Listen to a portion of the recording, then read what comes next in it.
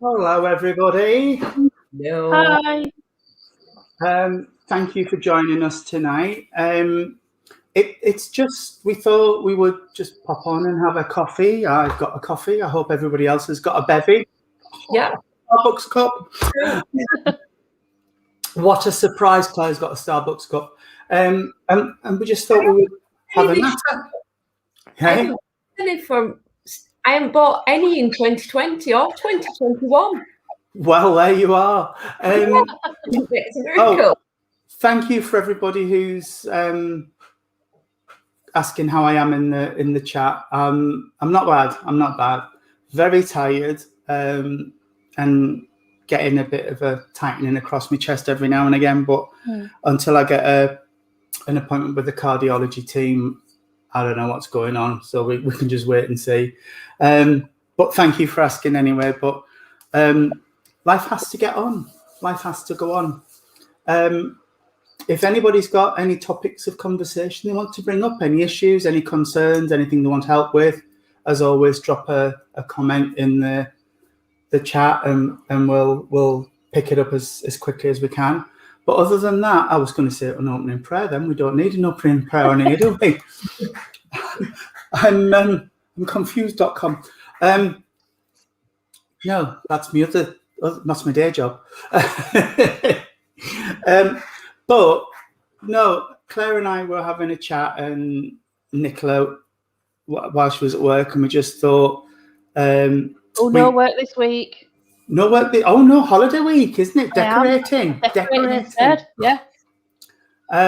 Fab.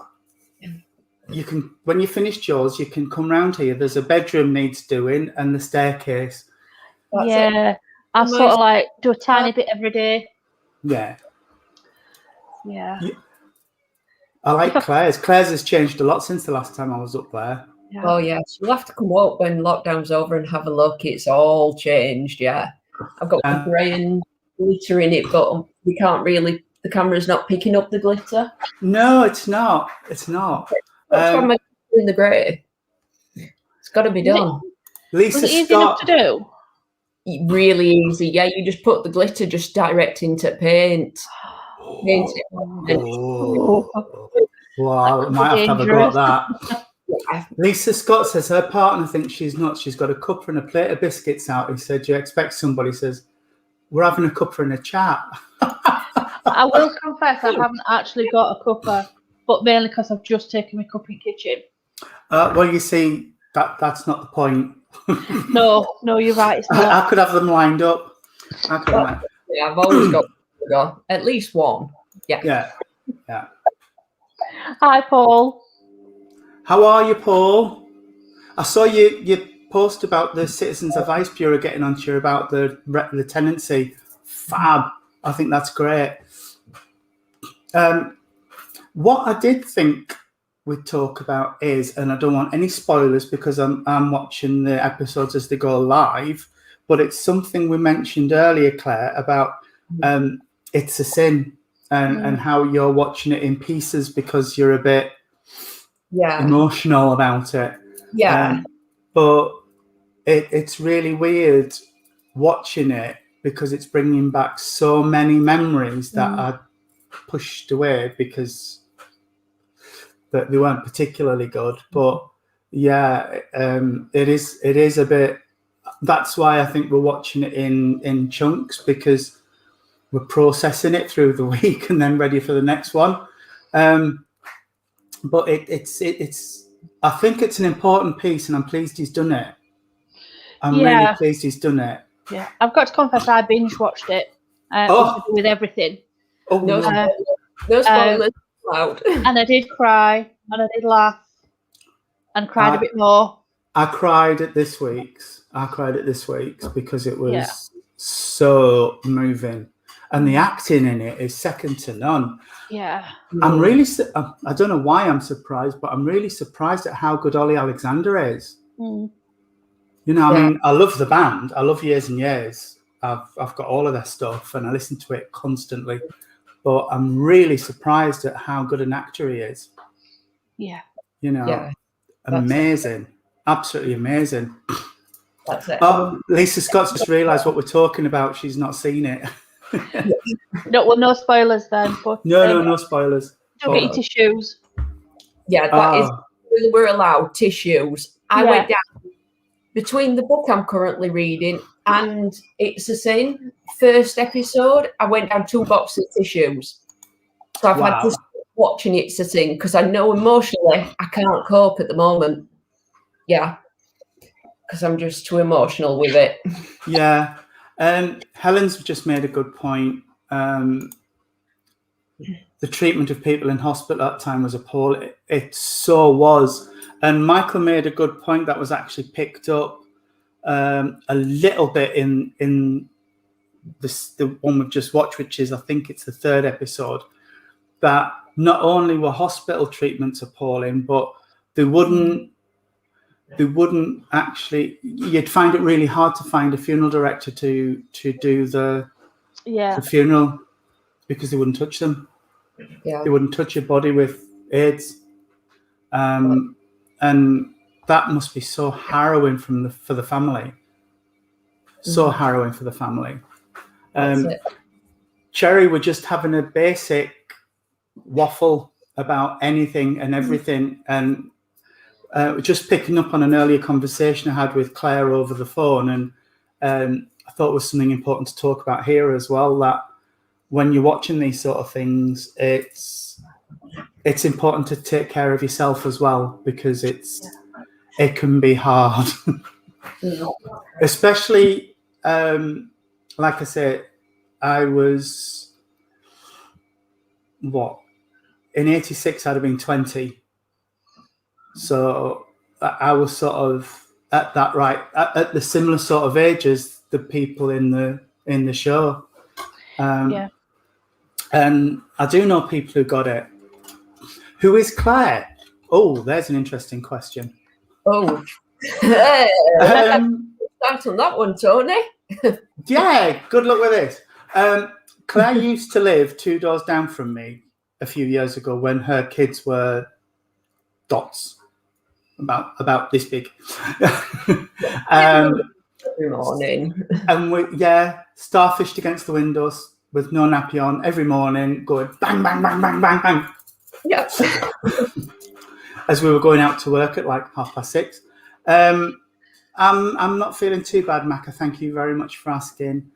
And we've just remained friends ever since. And we have a similar sort of outlook on life. And I thought Claire would be a good person to sort of bring into the Rainbow Project family, because she's an amazing ally, and there you go. We do like to bring people in, don't we? We do, yeah. Yes. Yeah. It's rare you get her back out though, Claire. So just be warned. No. Once you're in. No, it's Royston Vasey. You never leave. Yeah. You never leave. But it's So Claire's an amazing ally, and she'll bring a wealth of experience with her into the Rainbow Project, and contacts as well, because between Claire and her dad, I think they know everybody. And I mean everybody. And if we don't, we find who does, and we'll use that to our advantage. Yeah. Exactly. But no, going back to It's a Sin and things, amazing piece of writing. I'm just surprised he didn't do it earlier, because I thought it might come just after Queer as Folk, which was another amazing piece of work. I think one of the issues was getting a production company or getting somebody to take it up. Yeah, because ITV just said, no, we're not that type of company yet. Yeah. which is such a shame, because actually, it is a topic that should be addressed out there. Oh, yeah. Yeah. Most definitely. I did hear that he wanted to do more episodes. He wanted to run it as 8 or 9, because he'd mapped out the story across 8 or 9. Yeah. And Channel 4 initially turned it down flat. So he took it to BBC and ITV, who said, no, don't want to touch it. So he took it back to ITV, who said, look, to Channel 4, who said, we'll do 5. So he had to cut so much out. So can you imagine how it was going to be? Wow. And yeah, I did like the fact that Neil Patrick Harris was in it for 1 episode. Yeah. Well, he chose to only play a small part. He didn't want to part in it. No. And I can see why, because I don't know, I think it might have, the fact that he was in it long time might have just detracted a little bit, because he's such a big name. Such a big name. Yeah. And then we went on to a book Claire's reading. Do you want to give us a little bit of a background? Yeah. To the book? It's heartbreaking. It's very, very similar in it. And the lady who writes it, it's based on her experience of visiting her friend in hospital and going onto the ward, and at the end of the ward there was a room which had got red tarpaulin up over the door, what said biohazard on. Wow. And all the meals out were just on the floor outside. And she actually went to the door in a bit of a what's happened sort of thing, and she goes into the room, and it's about when she comes out of the room, how the doctors and nurses like back away from her and are really obtuse with her because she's been in the room and things, and how this young man who was laid in this bed weighing no more than about 8 stone and is obviously very close to death, and she says to him, what can I do for you? What do you want? He says, I want my mom. So she goes to the nurse's station, gets his mom's phone number. She phones and says, oh, I'm so-and-so's. I was trying to find like this young man's mom. And she says, oh, he's dead to me. And puts phone. So she phones back and she says, if you don't speak to me, I will put an obituary in the local paper and I will say what he's died of. So you're going to listen to me. Yeah. And she actually confronts the mom. Oh, absolutely heartbreaking. Yeah, and he dies, and and then we've just been saying she couldn't find a funeral director. She phoned all the ones in the town she were in, all the local cities, and she ended up having to go out of state, and she could only get what she calls, she's like, oh, all I could get back then was a black funeral director who was willing to take it on the proviso that it was cremated, and somebody was willing to take the ashes, and nobody took the ashes. So luckily, years ago in her family, there'd been a big argument over this plot of land and the family burial plot and things like that. And she ends up, in total, there's over 50 men who all died of AIDS, are all buried within her family plot. But none of the other family members know. And she's hiding all these urns and ashes. And she ends up putting them all on top of her dad's plot, because she's like, if anybody comes and really funny, at least I know where they are, so I can get them up. Yeah. It's had me in tears over and over again. Yeah, Philadelphia was an amazing movie. Really was. I watched that. Yeah, I watched that one. And it does tie in, Lisa. You're right. It does tie in. It's the attitudes back in the day. And I remember distinctly, I watched Philadelphia and Schindler's List in the same weekend. We went to the cinema twice. I'd have been an emotional wreck. Yeah. I was wearing a white shirt, I remember, when we went to see Philadelphia, and it was sticking to my chest with the tears. They just running down my face. Oh, an amazing film. Tom Hanks must have lost so much weight to do that film. Incredible. I hadn't read that, Nick. Nick Cox says, wasn't Neil Harris's part due to the production company wanting to release it in the States? I don't know if it would get released in the States, to be honest. It depends which channel, I suppose. Because I can't imagine many of the mainstream channels in the States wanting to take them. Yeah.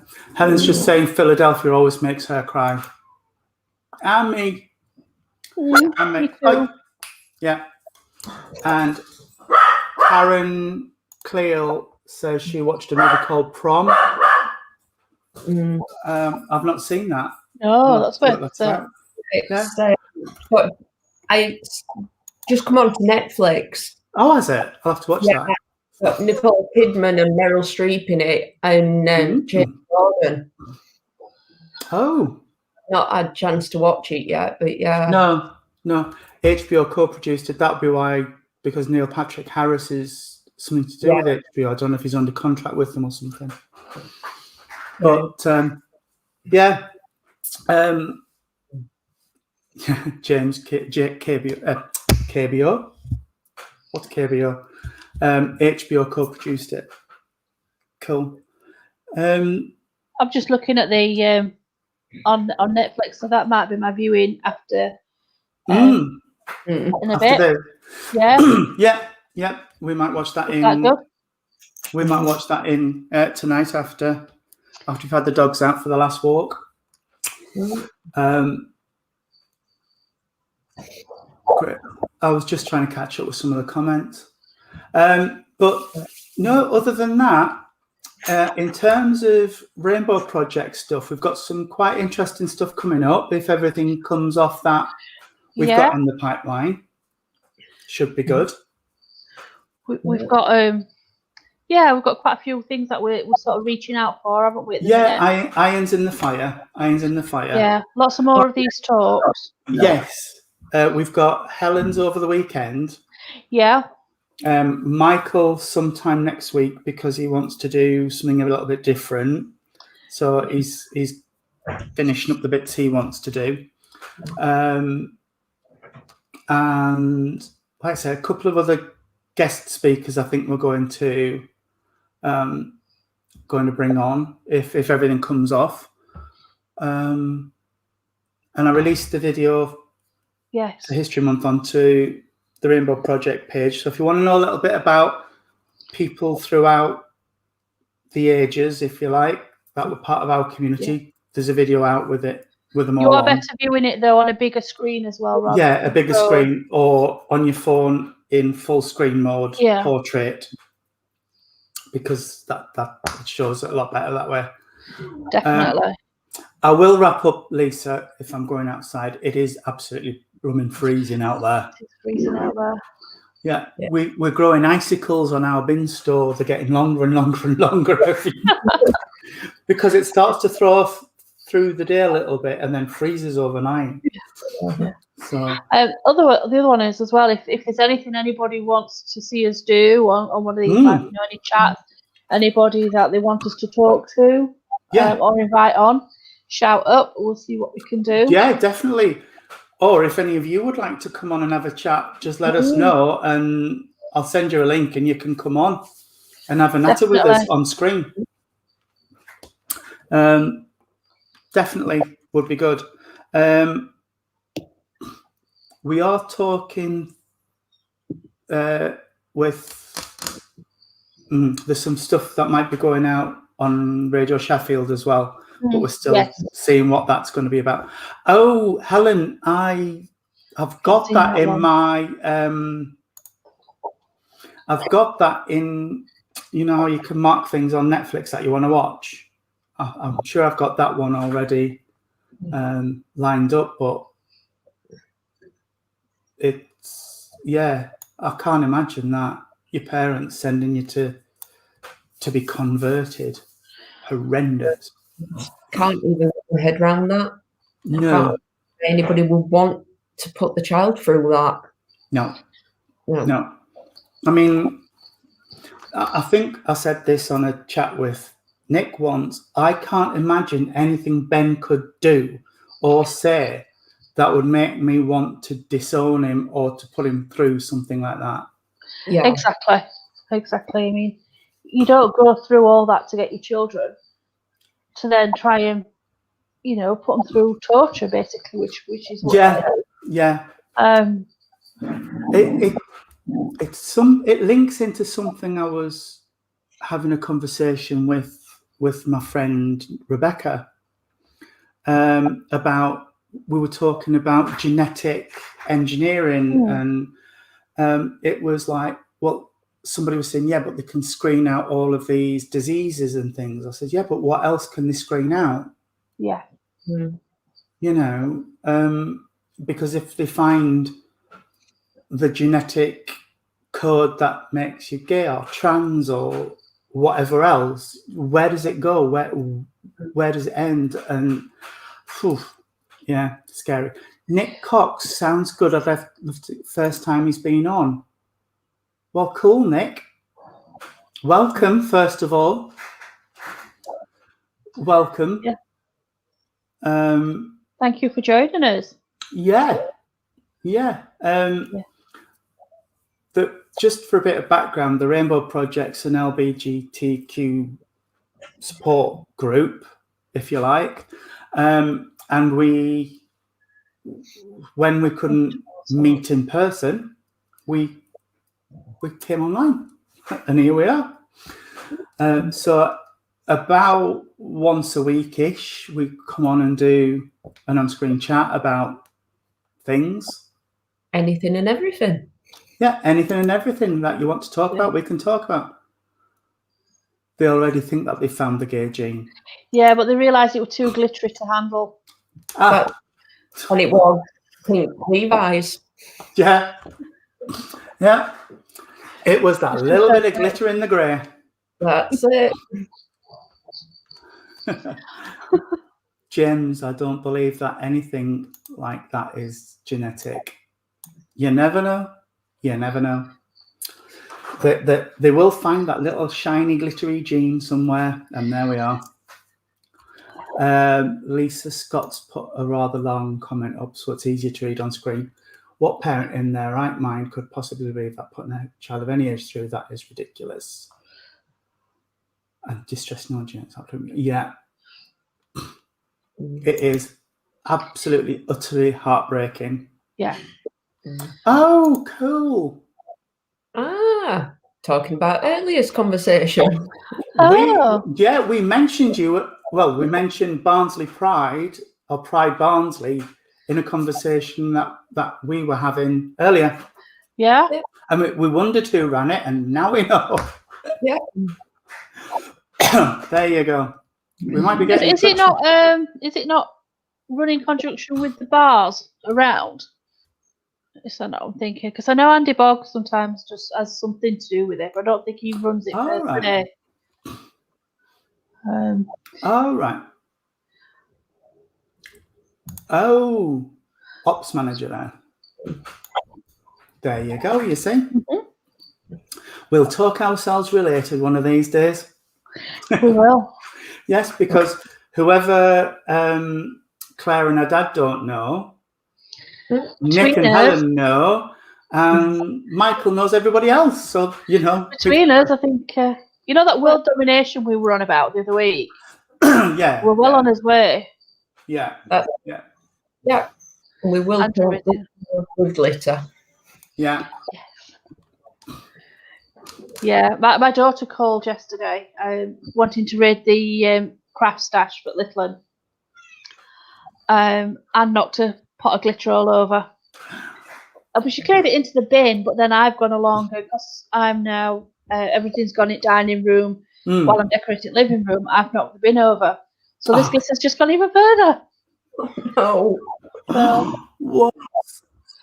When I'm brushing glitter off my new curtains. Yeah. So will be. Andrew Bogg is a close friend of Nick Cox. Michael is doing a uni masterclass upstairs tonight, and he's okay. he's we're loving being locked up in the house together.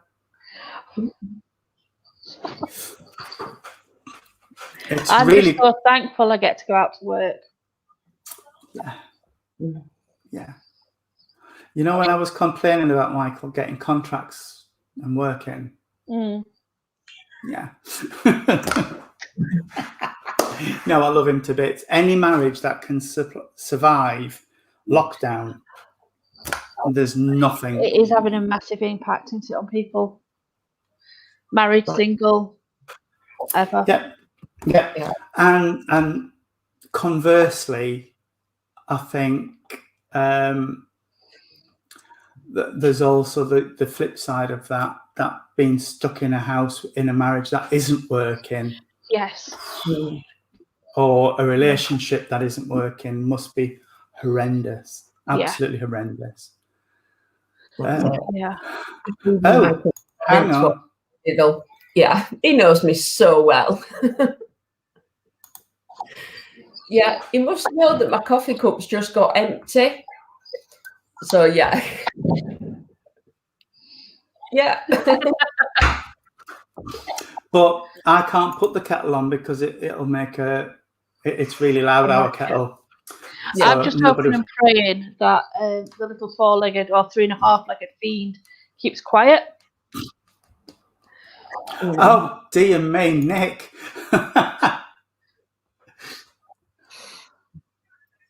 Oops. I bet it's been a crazy 12 months, but good for you. Good for you.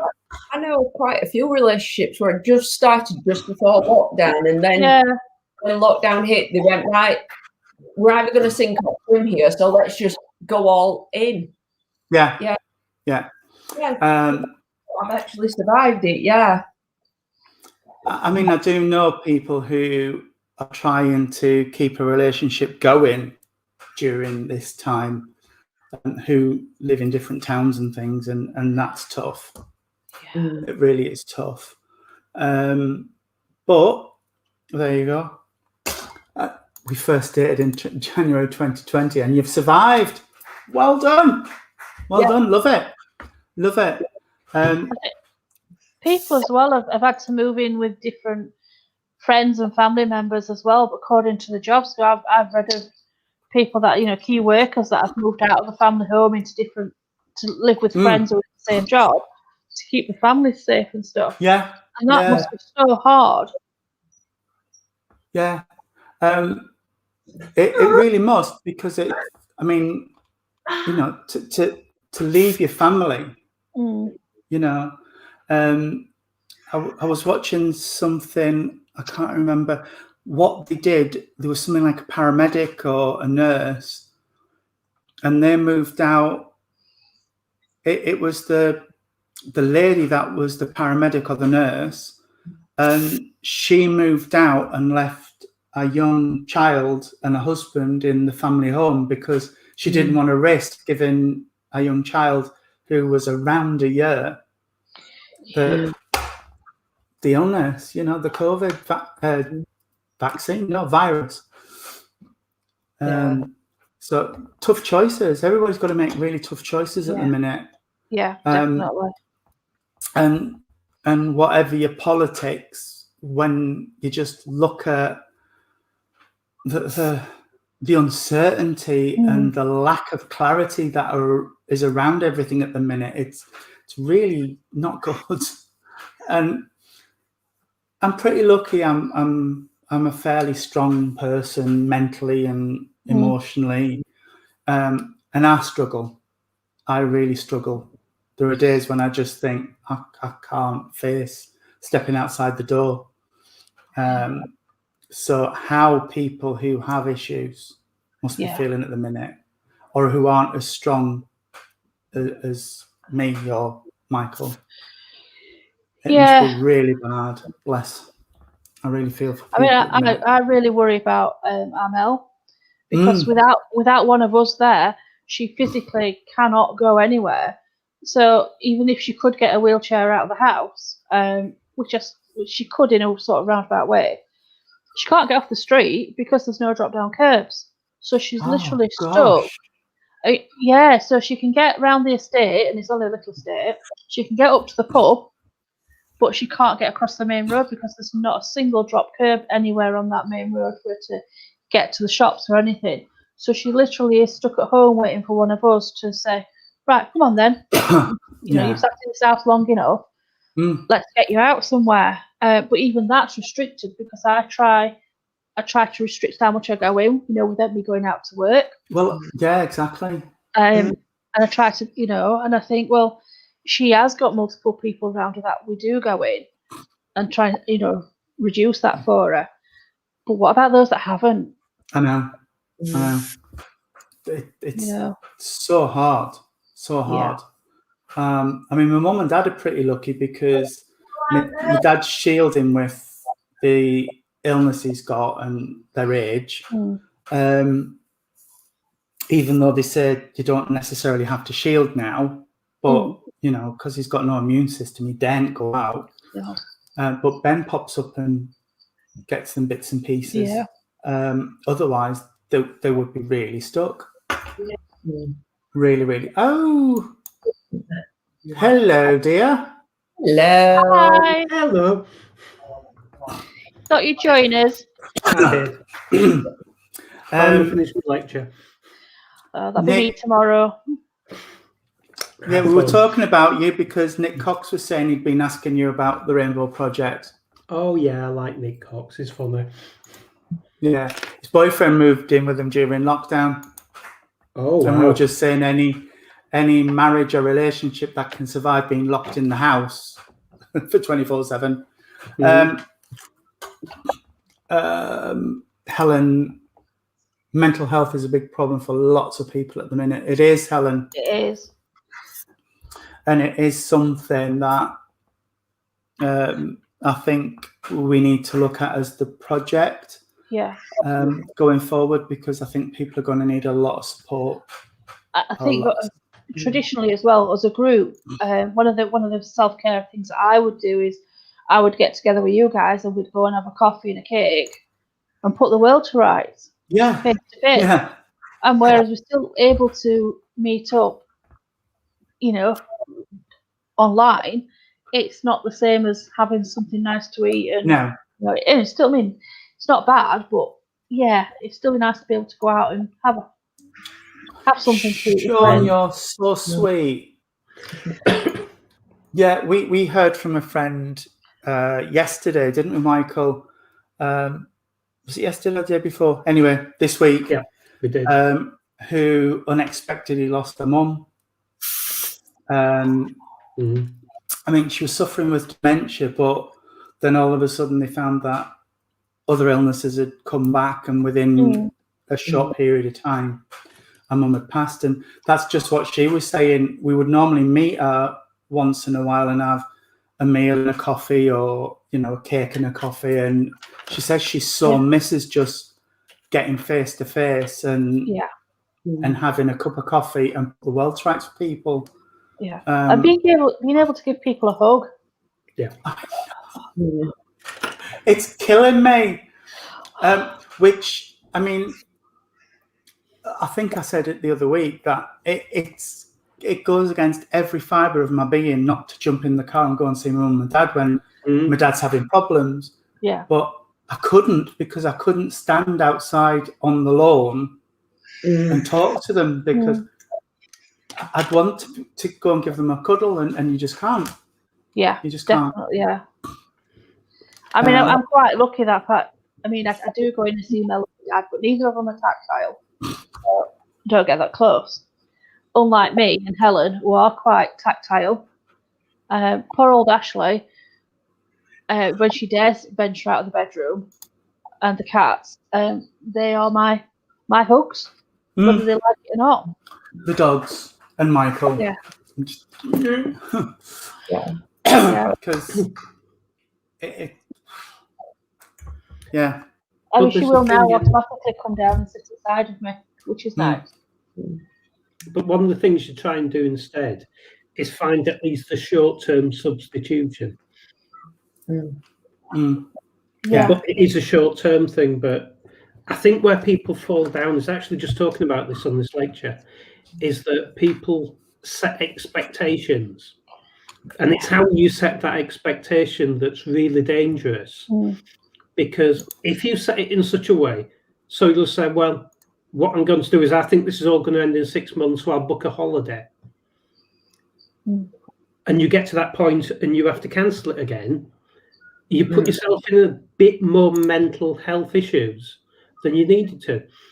Whereas if you said, actually, all I'm going to do is, I think we're going to get out of this in some way, but I will set myself little short-term goals that I can achieve because I know they're achievable, and just put the long-term one aside on that one. Have it there, but just don't put it in stone, because the moment you set it in stone, you're possibly setting yourself up for failure. So why do it? Well, they've been talking about holidays and things today on the news because Grant Shapps has said, don't book anything. Don't book a holiday because, you know, and I can see the point, and I can see what Michael's saying about, I say that with everything in life, it is to set really small goals for yourself that you can tick off and say, yeah, I did that. Yeah, I did that. And the longer ones are nice to haves. You know, the longer term goals are nice to haves. But what they were pushing today was, well, Grant Shapps is the Secretary of State for Travel. And he's just basically said, nobody should be putting money into the travel, transport secretary, and he's telling people not to spend money with them. Well, there's the problem, isn't it? Otherwise, you're going back to Billy Butlin, who always said book early. Yeah. The thing about it is that mentality for at least a year, probably 2 years, has got to change. Yes. We had last year, we had it cancelled 3 times on us. One, because Thomas Cook went bust. So then we rebooked for the summer. That got cancelled. Then we booked for 5 days at Christmas. Everything was okay. It was looking promising. We got right up to the Monday, and we were going to go on the Thursday, and they cancelled it. Yeah. Yeah. Some of the books just, I completely agree. It's always good to have something to look forward to. Yeah. But it is a bit of a... I've just realised Michael's clicking buttons as well. Because I realised he remembered how to work the backstage. Yeah. I'll go and take his toys off him in a minute. No. Oh dear. We were looking at booking a cottage or something. Because normally I go away with Helen and Mel, or I have done for the last few years since the kids no longer want to go away with Mum. And we thought, well, if we booked a cottage in the UK, we're more likely to be able to get to go. But obviously, we've got other things, there's other factors as well, because this will be the first holiday with Mel since a spinal injury. So then we can sort of like assess how it works, you know, what we're going to need to take with us, but then we're not too far away from, you know, if we forgot something, or, you know, if we need to get to a doctor or anything like that. So we thought we'd do that for the first year. But even that's do I book it? Don't we book it? You know. I know. It's really bad. Yeah. It really is hard. Made worse with Mel. She books the same weeks every year because that's part of her autism. So she has the same week's holidays every year, and we sort of fit in with that.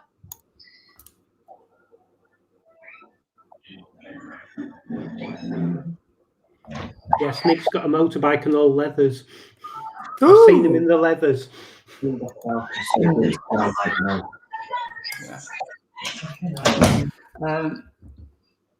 I think what's got to happen is we are naturally creatures of habit.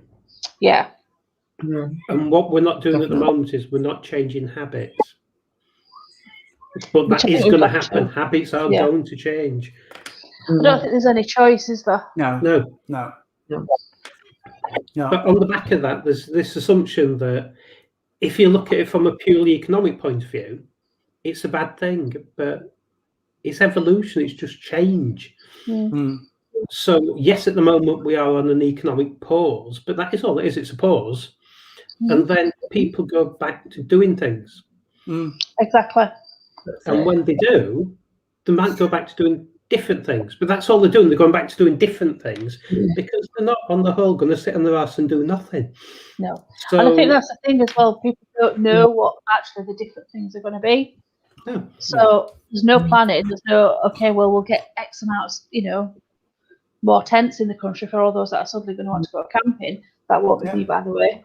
Because I do like 4 walls. I like creature comforts. Yeah, me too. I've been camping once, and I lasted a night, and I went out and I bought all the equipment, bought everything, bought a lovely tent. It rained as I set off. It rained all the way there. It rained as I set up the tent. It rained all night. And yeah, I got up the next morning and rang my dad and said, "Find me a hotel." Find me a hotel. Yeah, I used to go camping with the Scouts. I did that a couple of times. Yeah. And I wasn't overly impressed. Then we bought the motorhome, which I really enjoyed, even though you had to use communal toilets and things. But yeah, I quite enjoyed that. But it felt like 4 walls. Yeah. And you had a table, and you could put the kettle on when you wanted, and I like that. I like the motorhome. For me, I just kettle. Yeah, if I've got a kettle, I'm okay. Yeah. No, kettle and coffee. Mine, I've got to say, when I was working in London so much, I've been in some hotels where a tent might have been preferable. Really? Oh yes. Some hotels in London are ropey. Well, can I put an idea out there? Go on then. This comes from a lad I used to work with, Sheldon, and it always comes back to, we always said change is always good. Is it? We've had a lot of change this last year, and I'm not convinced it's all good. Funnily enough, Nick, I was just thinking. I was talking to somebody about. They asked why I'd been ordained. Yeah. And I said it really hit home to me in the first lockdown when I realised it was a chance for everybody to just stop and reflect. And that's when I managed to work through a lot of stuff in my own mind, and I realised where exactly I wanted to be and what I wanted to do. Yeah. But and what I didn't say is who change is good for. Well, because if it's bad for somebody, it's probably good for somebody else. And that's the thing about what's going to happen once we start coming out of this economically. Just because one industry's died, and industries are dying without a doubt, other industries will pick up from it because people's consumption isn't going to change. The habits of how they consume and what they consume will. Yeah. But the actual level of consumption is not going to change one iota. No, that's true. I mean, I've touched doing a lot of online shopping. And previously, I've ordered myself some new slippers this week because I go through slippers like nothing. Whereas I might have just nipped into Meadowhall and bought a pair. Or I bought 2 pairs. Because I thought, I like that one and I like that one. And I've played really dangerous and bought some more with pom-poms on. And the cat has already seen them. So they're going in the cupboard until I dare bring them out. Yeah. And I think that's what things will change is people maybe will do online shopping, but maybe buy more in bulk. Yeah, exactly. Well, we already have. Michael now only goes out once a week, where we would have popped out nearly every day to buy bits and pieces. Yeah. And now I was working, I would have shopped every day on the way home. But in terms of what we buy, has it fundamentally changed? We've changed bits and pieces in terms of possibly we've gone to being really unhealthily eating, and we've started pulling that back again. It's not changed the quantity. because you still eat the same in one way or another. Yeah. But you just change what you eat instead. So in with that, so people have changed away from physical shops to online shops. So consumption's not changed itself. People's habits have. And what's going to happen is we're all going to adapt to that change in habits. So economically, we'll just reset. Yeah. And as people, we will just reset. Well, yeah, because once you've developed a habit, it is really hard to break that habit. Yeah. And now people like my mum and lots of other people I know, like you just said, Nick, have moved their shopping, their grocery shopping and everything online. Yeah. My mum and dad now order from Tesco's and Morrison's, and they've even discovered Amazon Prime. And I think they're on, so I think I might get a slap in a bit. But they've discovered Amazon Prime, and my mum thinks it's wonderful that you can order something at 9 o'clock in the morning and have it by 3. Yeah. Mel's discovered Amazon, and it's been lethal, absolutely lethal. Yeah. And she said, "Nick, I've bought. Oh, what you bought now? Also, absolutely all sorts. But I suppose even without lockdown, for her, that change probably would have come anyway." That's it. Like I was just going to put that up. You cheated. Yeah, she just phones me up and goes, "Claire, can you just order me this from Amazon? Can you just order me that?" She's got all sorts now. Yeah. I used to get the others to order me from Amazon, and then because I now do a lot of online shopping, I've got my own Amazon Prime, and it's a go-to, isn't it? It's just dead easy to I love that. Yeah. And then I want to put that back up just because I agree with Nick, by the way, he is. But that's another one that people say Amazon have got this amazing dominance, which they do. But that's because other retailers are only slowly and steadily moving towards an online platform. Now, what most other retailers have discovered, the bigger ones, is if they don't move to online, they will die. Yeah. It's as simple as. So they are moving online, or the ones that really want to. Some people will always stay physical. So people like Primark will avoid doing it because they don't want to. Doesn't fit their market whatsoever. And they're willing to take the losses at the moment. But other big companies will move online. So Amazon's dominance will start to disappear because the market's just going to reset itself. All they've had is other people haven't had a need to compete. Can I just say, well done, Sean, on getting yourself into a much better place. And you are, I have to say you are, because even from when we were pulling down brambles from outside of Bridlington Church, the change in you is amazing. Absolutely amazing. Sorry, just needed to welcome Mohammed. Hi, Mohammed. Hiya. Hello. Sorry, you were going to say, Nick? It's gone. All right. Okay. Sorry. No, you're all right. But I agree with Michael that as more shops go online, it will get better. It'll be different, and maybe Amazon's dominance will fade a little bit. So I missed what you said there, Claire, because it got sort of swallowed up a little bit. Like, I know a lot of small retailers are using Amazon as their selling platform because having business rates and warehousing, because Amazon could do it all for them. Yeah, definitely.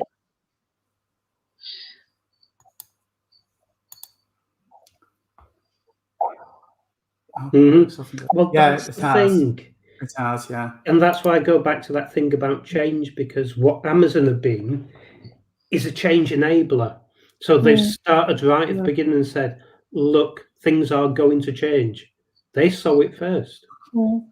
And they I know I can go on there and think, right, I can go on Amazon and know that I'm going to find something. Yeah. What I'm looking for. Yeah. Whether that's nail stuff, decorating stuff, all sorts. But it's the nature of competition as well, isn't it? Which what will eventually happen is you will find the products you want to buy. Yeah. And then you'll suddenly look at them, do I really have to buy them from them? Can I deal direct? Are the people locally selling these things when I can go out and buy them? Yeah. And if I go into that shop, are they going to give me the things that an online retailer can't give me? So am I going to get advice on how to use it and all that stuff and all the sort of layered added value that a physical shop gives? Yeah, what happens? I think there still will be physical shops. Mm-hmm. Because, I mean, I like a good nosy. Oh, yeah. To be fair, if you could go down to Sally's, which you used to be able to, which is just down the road from us, that sells all things hair and beauty, you'd rummage through the nail polishes and the different acrylics and things, but now you can't because it's gone trade only. So, yeah. That's it. Like that is one thing I've missed in lockdown is a good second-hand bookshop. It's good rummage, and that's the one retail shop I have missed is bookshop. Yeah. I agree with Ellen there.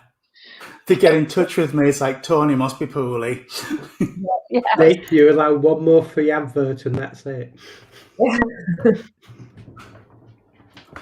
Hang on, I've just been talking about something to my mum. I ordered something that I wanted delivering to my mum's this morning. No, not delivering this morning. This morning I ordered something that I wanted delivering to my mum's. And it said,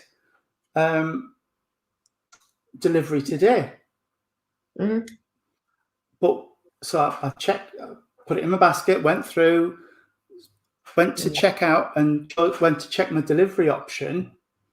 And it said next day delivery free with Prime. And I thought, well, where's the delivery today thing then that you said on that advert that I could have? Just, on my high horse there, Nick.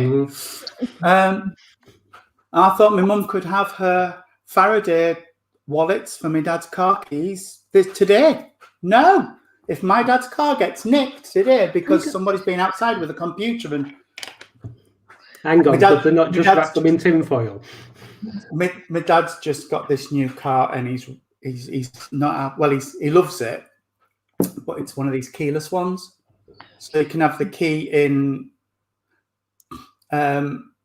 your pocket and walk up to the car and the doors will open for you and it'll start as you get in and everything.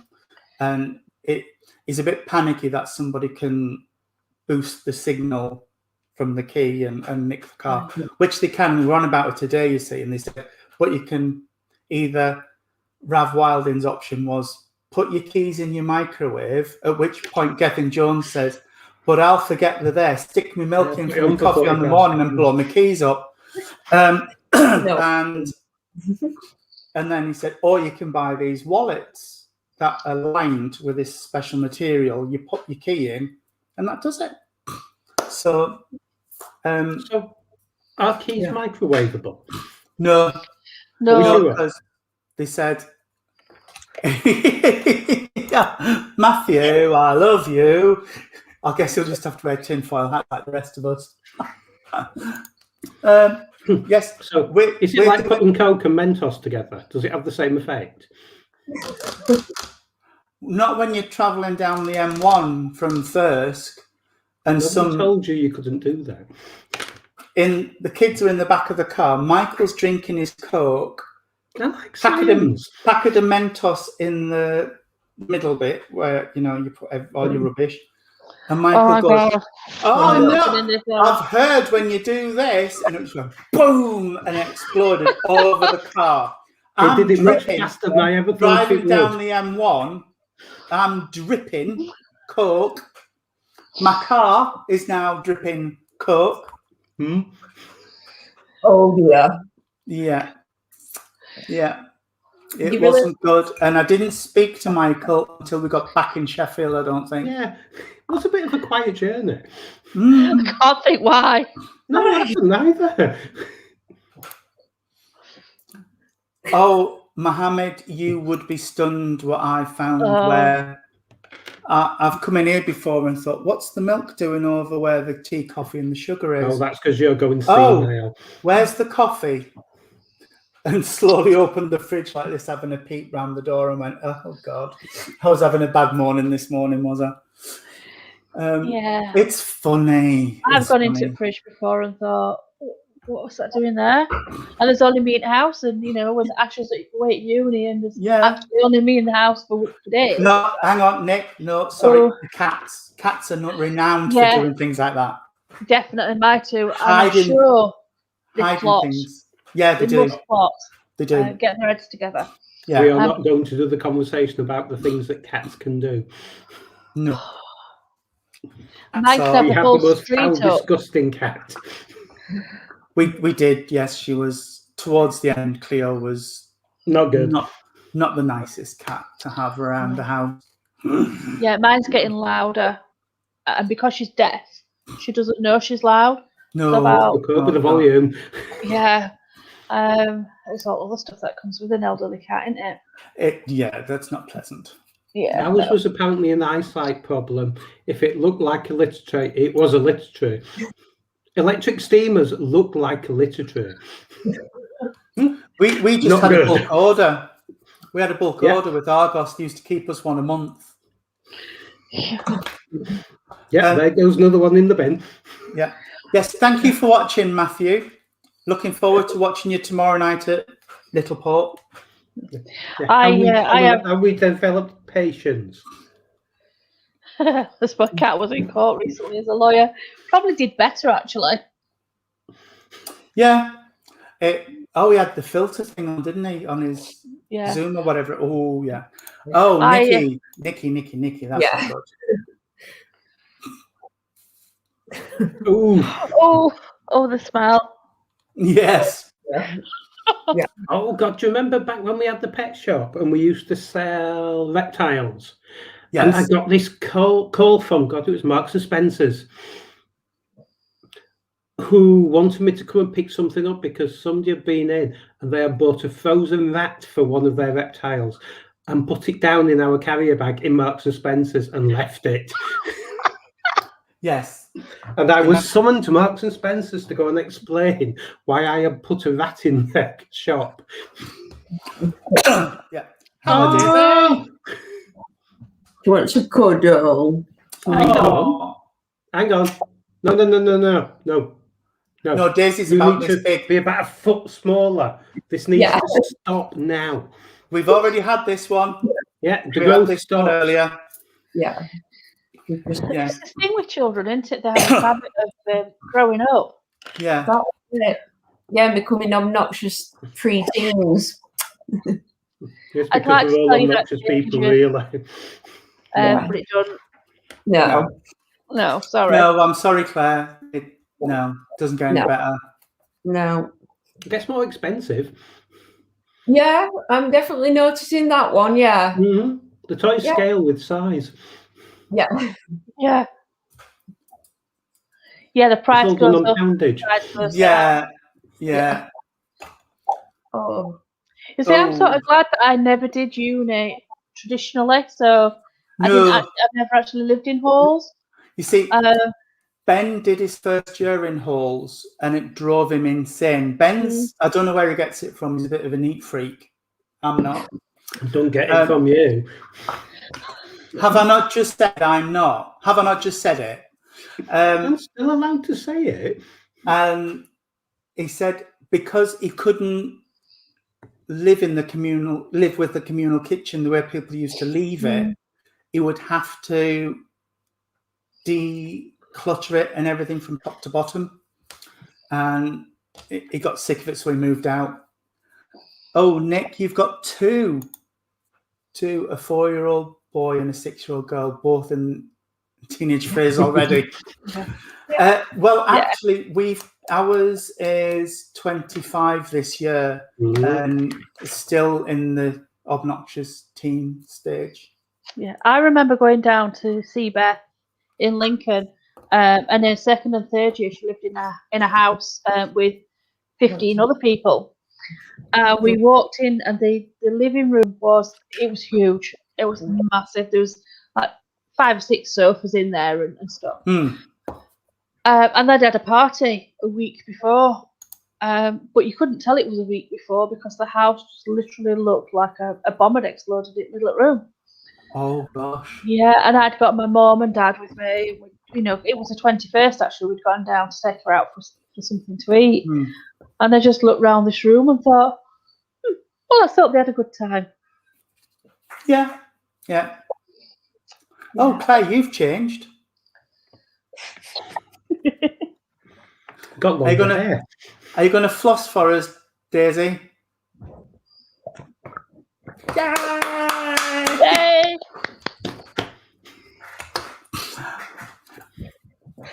This young lady did fashion modelling at M&Co up at Fox Valley. Nice. And flossed her way down the catwalk and back again. It was awesome. I bet it was good.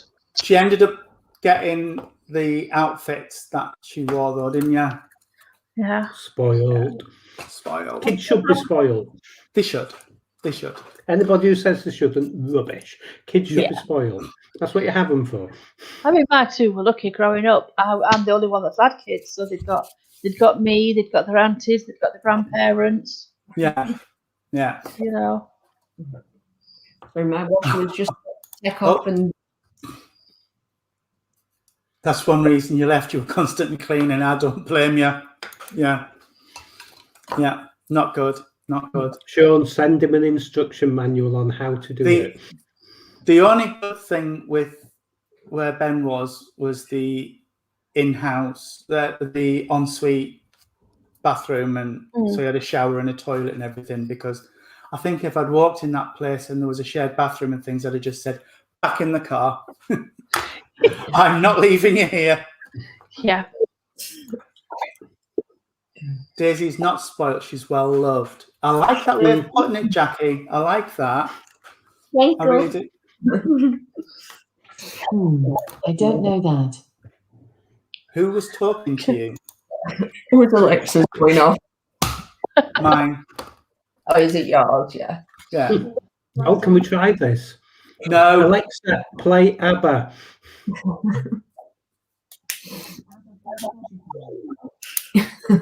That's yours upstairs. I want to see whether yours would work. No, because I've turned the mic off. Yep. Just in case. Alexa, off. And she was about to start playing. Yeah. Oh dear. I think I need an Alexa in my life. I think I'm you really do. missing out. You are. It's awesome. I love Alexa. Yeah. It's great fun for winding the kids up as well. It's great You fun just for one tell to know. it to do random things, and the kids are like, "Come on, pack it in." It's funny, especially how my phone's connected up to her Alexa as well. Yeah. And mine. Yeah. So, yeah. Do you use announce? Yeah. Like earlier, I was, Alexa announce. yeah. That's It it. tells me when he's made me a coffee.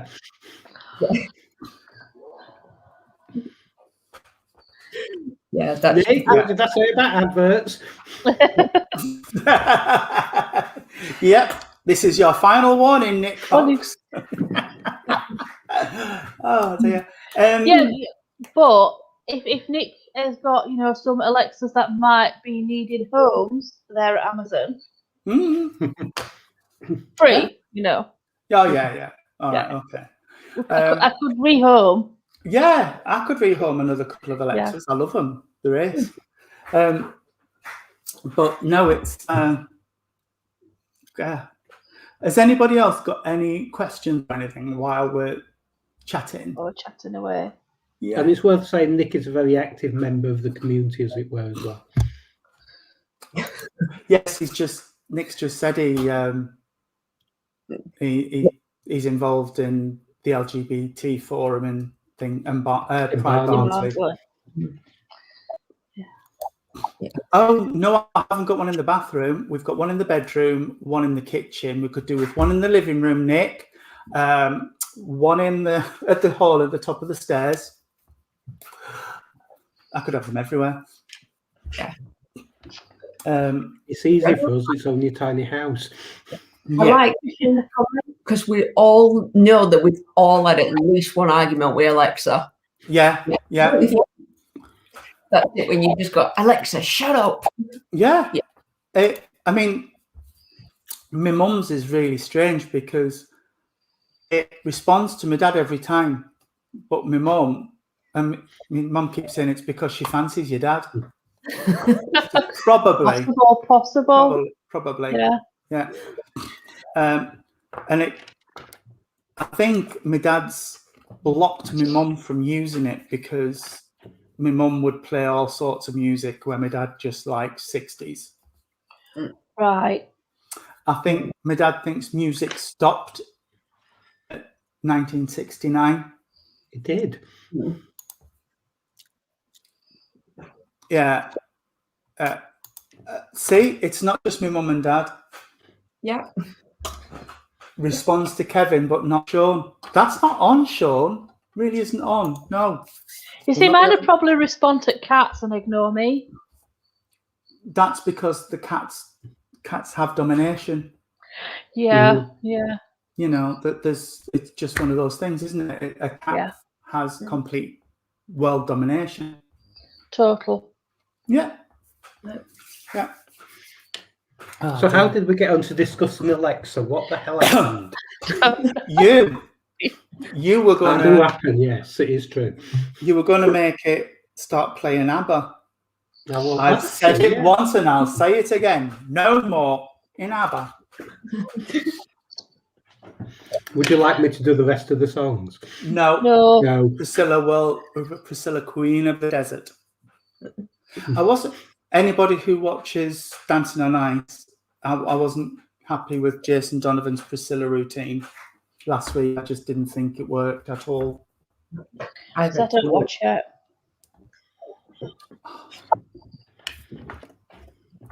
You sacked, Nicola. I'm sorry. Sorry. You'll have to leave. Bye. Bye. That's no, my TV has not been on for about 4 days. Oh gosh, no. We don't watch a lot of TV, but God knows if we didn't have TV, I'd have to talk to him.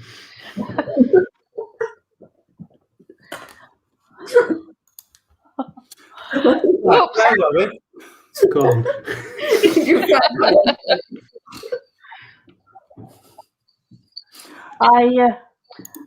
It's all Beth's fault because she got me into TikTok a few weeks ago, and I don't ever post anything myself because I'm not that brave. But I do like scrolling through other people's videos, and I sort of messaged her this morning. I said, I didn't know TikTok had got different sections because I seem to have found myself on lesbian TikTok and cat TikTok. Do cats go on TikTok a lot? There's lots of cat videos on TikTok. Lots. John, the cats film them. There's a lot of animals.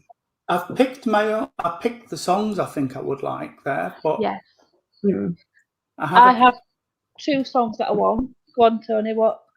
No, I was just going to say, but I do have 2 certificates upstairs in our safe box for my mum and dad's because they've paid for their own. They've arranged everything.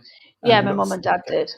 Yeah, I want November Rain by Guns N' Roses, and I've told them we don't want no radio versions because that's just not happening. I want the full 9 minutes or 9 minutes, whatever it is. And then Enter Sandman by Metallica. My 2. All right. And then I got, well, what about if we play the songs you want, there'll be no room for any talking. I said, perfect. Just get rid of all that and play my music. Sorted. Yeah. I'm going to know the opening theme tune for Avenue Q. Because I never get all the way through it, so at least it needs to be played all the way through once. Yeah. And then go, what would sit in the middle? Dragonstad Inte. Oh, Numa.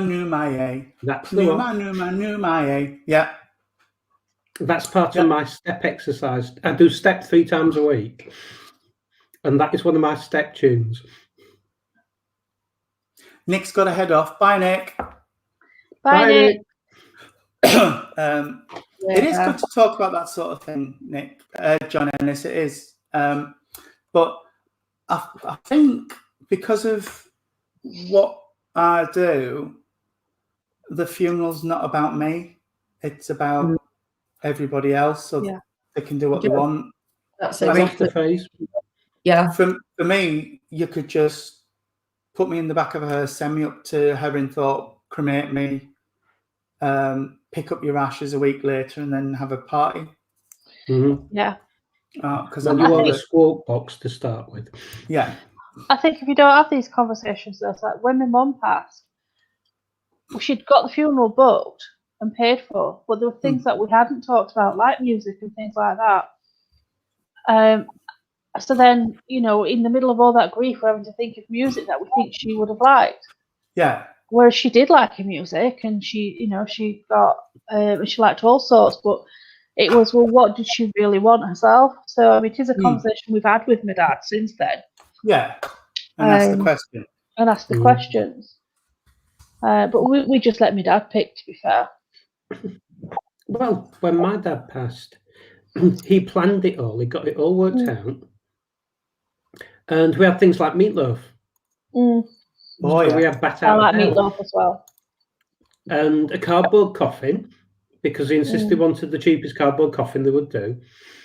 And I think my brother was shocked when the undertaker came round and said, well, we've got to wait until the weekend until the co-op's open. To get the cardboard found it from quite the back. She was actually... But it was funny that sort of what you then get is people chipping in saying, well, I don't think that's appropriate. I don't think that's appropriate. And I really had to stop myself at times saying, no, I don't really give a damn what you think.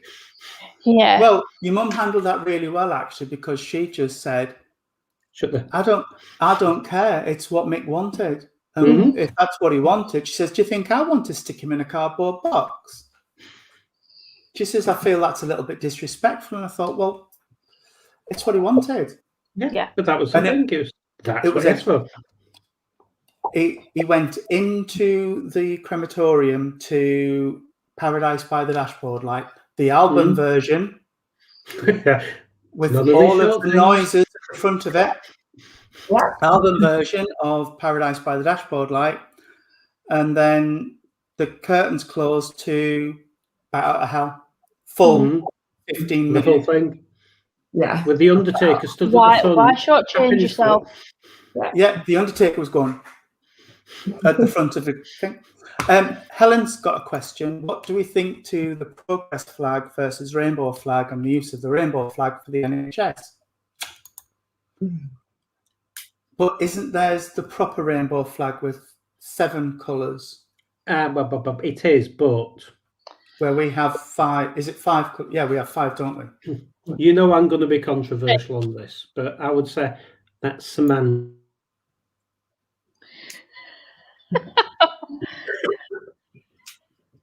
Washing.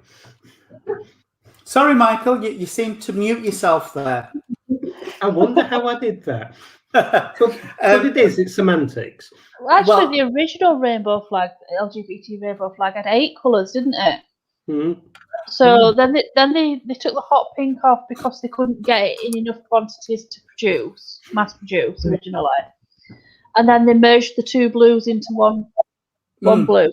Yeah. And reduced us down to 6. But I like the progress flag because it's got like representational flags of each of the flags in it.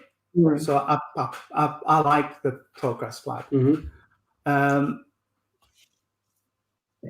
I don't know why it was picked for the NHS. I mean, I can understand why the NHS flew. I think it was a rainbow, wasn't it? Not necessarily a rainbow flag originally. It was a rainbow, yeah. Yeah. But then they made the flag, yeah. Yeah.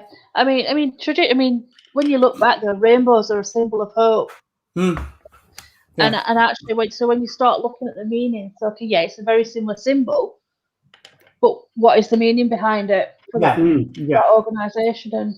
But let's be fair on that one. The swastika is a symbol of peace. It is. Exactly. Doesn't mean you'd recycle the thing for something else. No. It's not like it's Katie Hopkins flying a rainbow flag, is it? It's the NHS. Just saying. So I don't think I have an issue as such with the NHS flying or using the rainbow symbol, but I don't know. I sort of object to Matt Hancock wearing the rainbow on his lapel because I can't stand him. But he could wear anything he wanted and you still couldn't stand him. As long as he was wearing something. Yeah. Yeah, well, yeah. But yeah.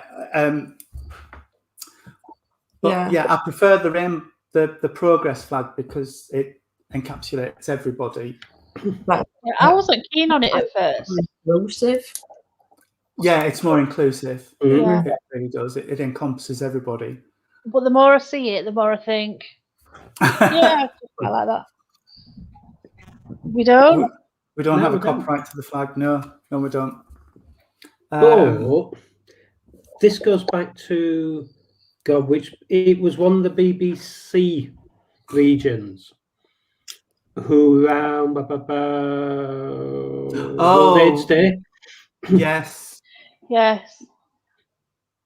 Now they misappropriated the thing, damn well knowing what they were doing. Yes, they did. Yeah, and there was multiple things around that, wasn't there? They picked the day, they picked the symbol. It was World AIDS Day, and it was red ribbons. Yeah. And I just thought that was way out of order. Yeah. Yes, they dressed a tree in red ribbons and said, "This is for the people who've died of COVID." And it's like, well, that's just stealing and just hijacking an image. Now, you wouldn't do that. Marks and Spencer's wouldn't say, well, today you can have our logo for a bit.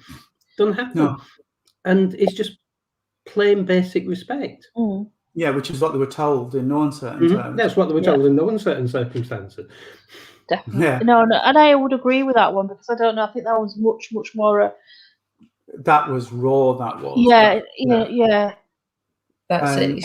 It's so what they're just trying to play off against each other. Yeah. Mm. Yeah.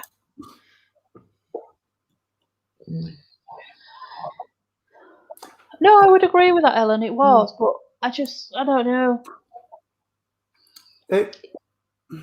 I can see where Helen's coming from, but then there was the trans flag and lesbian and everything, and it sort of got a little bit fragmented, didn't it? So we either need to be inclusive of everybody's flag, or go back to just using the one generic. Yeah, I mean, I remember sorting the merch out for Pride one year, and looking at the flags and buying a lot of, looking at what black flags to buy to sell that year. And there's so many out there that you could get. For actually that day, I mean, obviously the rainbow flags flew out the door, and it depended on what year it was, whether it was a trans flag. I mean, the very last year I did the merch, it was the lesbian flag, and I could have literally sold those 5-6 times over. Yeah, because we sold out of everything on our stall at Chesterfield Pride that was lesbian associated. It just within about 15 minutes flew out the window. And that says something about representation. Yeah. So I get that side of it totally, because I always get reminded of the Peter Gabriel song "Games Without Frontiers," where they all go off into their own little factions and start fighting. They're encouraged to, and that's sort of what's happening at the moment, because the encouragement now is for us to be divided, because it makes you easier to pick off one by one. Yeah. So I think it's time that we did come back together as a group. Yeah. Because if we don't, definitely, there are major issues coming our way. Yeah. There is, and that's why I sort of think, well, why as a community, why are we worried about a flag when actually we should be looking after each other? Yeah. And it's wonderful to have a symbol, and a symbol that's so well recognised across the world now. But it doesn't take away from the fact that actually as a community we should be standing side by side. Oh yeah. No. Because you could have all the symbols under the world, but if you're not united in what you do and what you say, then what's the point? Well, exactly. And this comes back to the COVID discussion as well, about pre and post COVID. What matters fundamentally changes, or it should. Yeah. If we just go back to where we were, that's not good. No. I don't think so, because we need change. And that flag is part of change. Whether it's good or not, don't know. And I said all change is good, because what change does is it encourages debate, it encourages people to think about stuff and move on. It does, definitely. Dinosaurs died for a reason. They didn't see what was coming. So let's see what's coming. Let's just react to it properly. And with one voice, because that's what we should be talking about. Should we do as a community? I know myself and Helen have had discussions in the past about separating the groups out. And I know Helen's very much said to me, no, she wants to keep us together.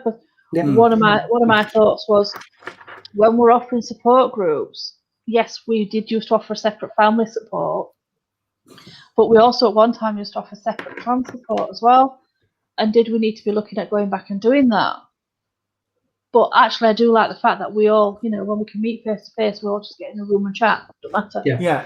Well, if we start splitting up too much, we're falling into that trap. It's already saying, well, trans women aren't women and trans men aren't men, because we're doing that ourselves. We're dividing. So we need to put all that rubbish on one side and say, actually, we're just bloody people. I would agree with that.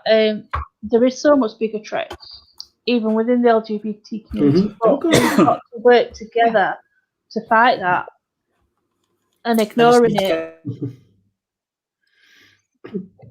I remember somebody commented, and we've not seen it all, by the way, so no spoilers on It's a Sin, because I specifically want to watch it week by week, because it gives you a week to think about it. And somebody said, well, there isn't that much representation of women. Somebody else said actually the opposite at the end, it all finishes with two straight women as being the major thing. And on that one, I turned around to him and said, well, that's actually Russell T at the moment handing out an olive branch, which I would not have done. So I said, bigger man than me by a long way. But the other one he came up with is, and was it really older people under 30? And my answer was yes, because once you get to 30 in our area, geez, you're dead. We are probably the most ageist section of society going. I'd agree with that.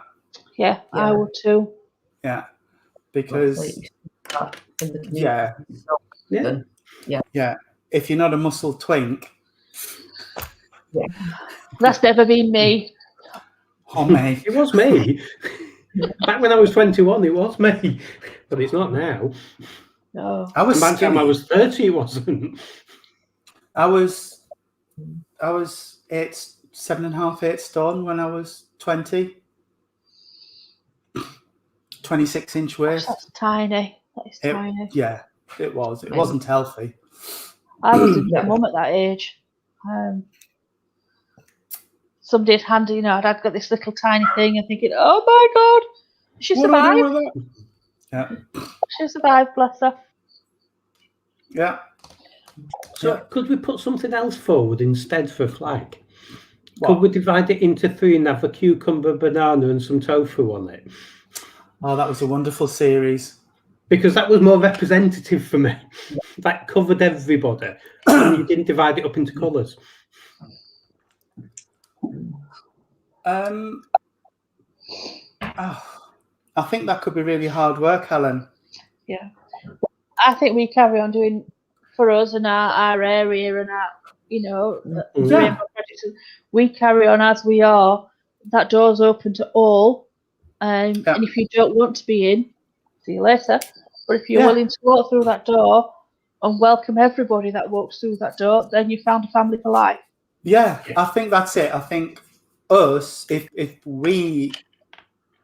what we need to do, like you say, is lead by example. Yeah. Mm-hmm. And in everything we do, include as many people and even allies as into what we do. Because that's the only way we can do it.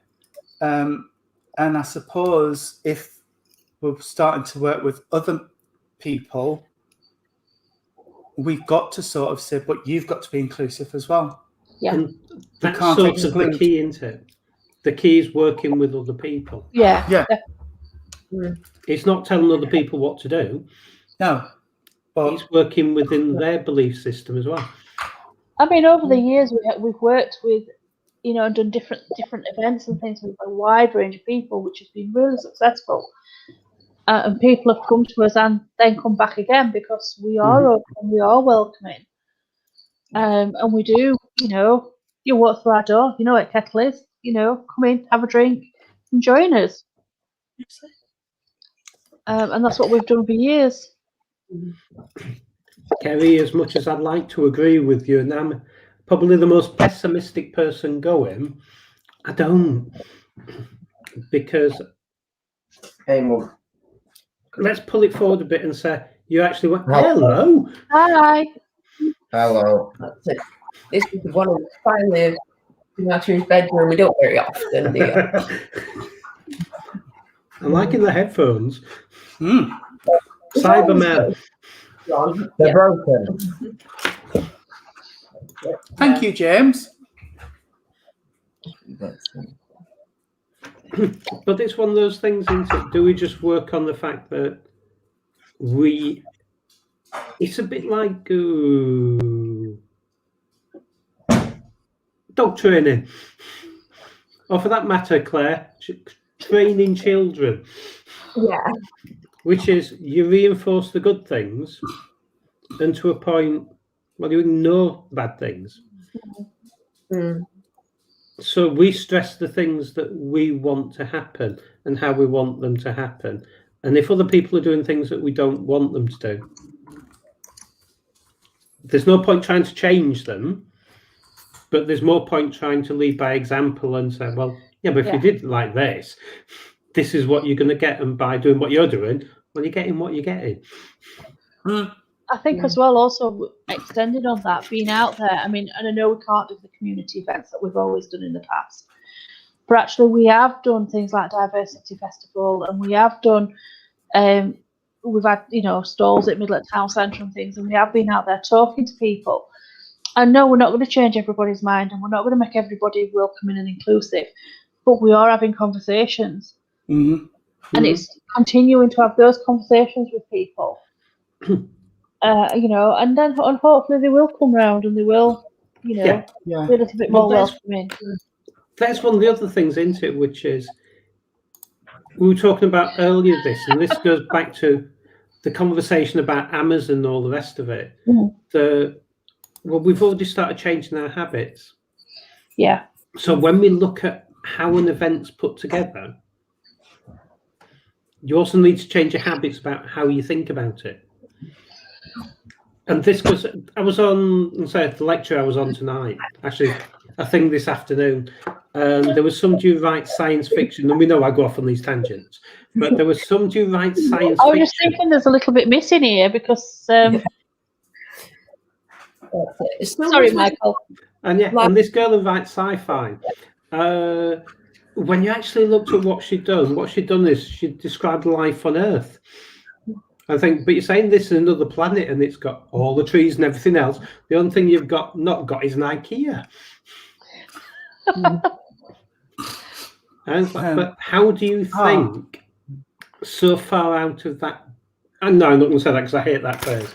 How do you think so differently? Because if you look at Doctor Who, well, most Doctor Who's looked like was set in some type of tip or something like that. It was always sort of an ex-coal mine because they were looking for something that looked a little bit otherworldly. And what we've got to do is figure out how to think differently and stop thinking how we do and come up with different ideas, because it's another one. All we're going to do otherwise is go back to doing what we used to do. And if we do that, well, aren't we going to get the same results? Yeah. So do things differently. I do think we as a group think very differently to some other groups and things that are out there. It was always a quarry, James. Because we are very, very inclusive. So I do think, but going back to something you said, Nick, about we tended to do separate family support. I can understand that, because sometimes you want to have those conversations with. And that's why we did it, because actually there's times when a family wouldn't walk into one of our groups if we were in the cafe, for example, because it's just too daunting. But then having a safe space where they could come in and say to us and tell us what they're feeling and stuff, and have those discussions safely. But then actually further down the line, they may then come to the groups and join in the big group. You know, and that was my thoughts behind, you know, the other groups, is actually, is there a need for like a stepping stone into the big main group for some people? But then if there is, we can work with that person. So if somebody isn't quite ready to come into the main group, we can work with that person on a one-to-one or as a group by ourselves. As a smaller group, which is So do we have to keep an eye on two different things at once? Because there's sort of two horizons you're looking at. One of which is the really close one, which is effectively it's a charity idea that, well, if you go back into things like Band-Aid was aptly named because it was essentially, we talked about this before, a sticking plaster. Yeah. That's exactly what it was, because you've got the short-term job to do. So you do what you need to do now. But there's also a longer-term thing to think about, which is, how do we long-term think about removing the reason why we need the sticking plaster in the first place? So, and we need to work on both at the same time. Let's think about it. One is just that one's more urgent. So naturally what happens is you focus on the thing right in front of you, because you have no choice. You focus on that, you get it done. But you've got to keep your eye on the other one as well. Otherwise you're going to keep buying sticking plasters. Sadly. But you do have to do both. You do. But it was interesting today actually sending all those emails and things about and talking to Claire, because we were thinking about, but what is it we can do now to do things differently and keep engaged with the people that we need to keep engaged with. And it happened actually because we're looking at the key milestones for that coal regeneration bid that we were tossing ideas around about, and it was engagement with mental health and well-being, and engagement with employment and social skills. And we were thinking very much about, but how can we do that in the current environment, given the conversation we were having earlier about holidays and things? Well, we can't assume in 6 months' time we're going to be meeting back in Fitzwilliam and Hughes. Can't do it. So how can we plan to extend our reach and extend our engagement while still working within the parameters we've been given by the government and COVID? Well, let's look at that thing about employment and getting people employment ready if they're not. And because there are going to be a hell of a lot of us who are going to be changing jobs. Oh, God, yeah. It's absolute fact. And there are going to be a hell of a lot of us who haven't done interviews for years. Yeah. But this whole platform is designed for you to be able to do that, because you can teach people how to interview. You can teach people how to answer questions. Oh, yeah. And that's the type of thing we should be doing now. Because people have got the time, they've got that focus. Do the learning. Figure out what you need. It's essentially just building a toolbox for people. Give them the tools that they're going to need to bounce back from this when you're capable of bouncing back. There's also the wider. Sorry, Tony. No, I was just going to say, and things like CV building, we can do that. We can look at people's CVs and help them tidy it up and get it ready. Yeah, but there's also the wider social aspect of it as well, because people who've become isolated are not necessarily interview ready, as in, they might need to mix with a group, talk to people, to actually be, to build those social skills back up to be able to be interview ready. Exactly. It's such a wide field, isn't it? And it's where is that person now, and what do their steps need to be to get them ready for the world of work?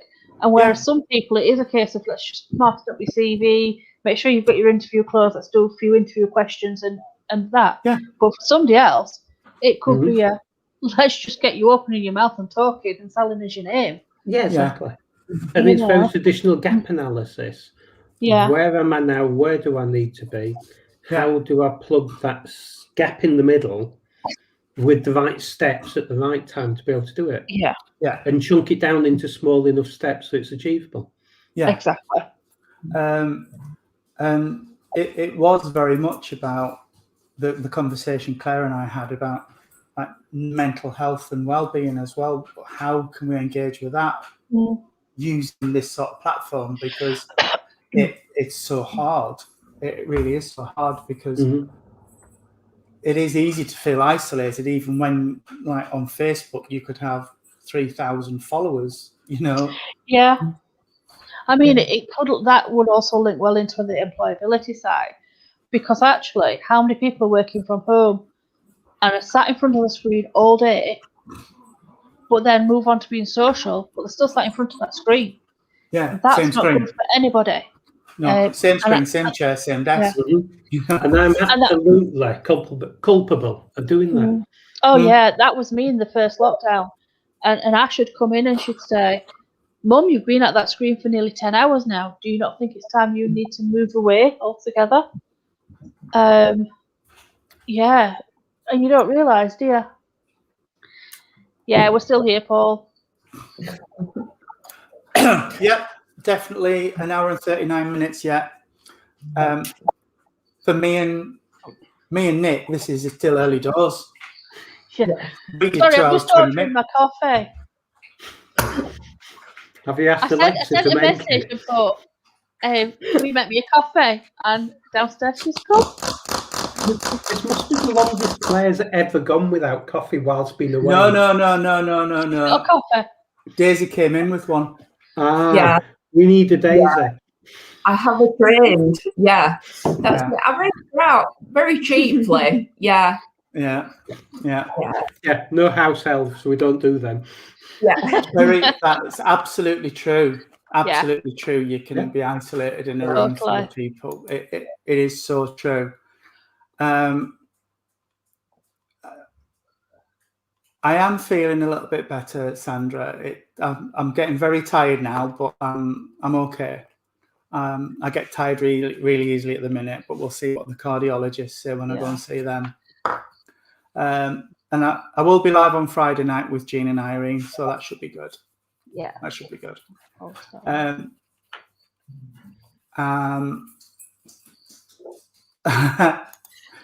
Jacqueline Manley, Michael. It doesn't happen often. And I'm just saying it.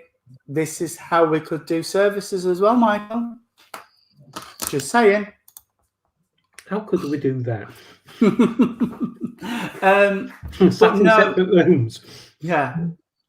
And it enhances that gap in my teeth. I don't like this video.